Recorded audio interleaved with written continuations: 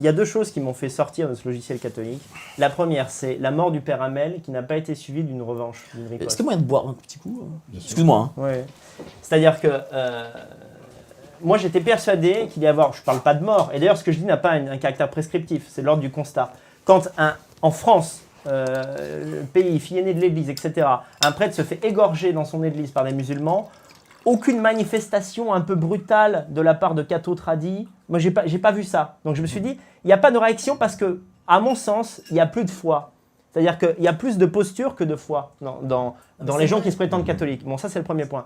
Et le deuxième, c'est que c'est l'expérience et la rencontre des catholiques du milieu nationaliste dissident. Je suis comme toi d'ailleurs, je n'aime pas ce mot dissident. Alors disons de la fachosphère, du nationalisme, de la droite.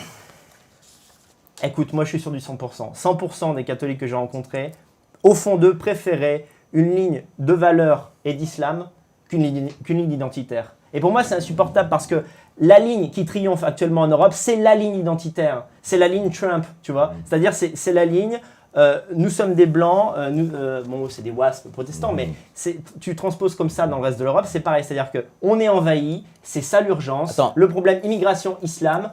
Les valeurs chrétiennes, on les assume, mais on n'est pas croyant, on n'est plus trop croyant. Moi, je vais te dire. En avant, et c'est la ligne que je voudrais pour la France. Je suis tout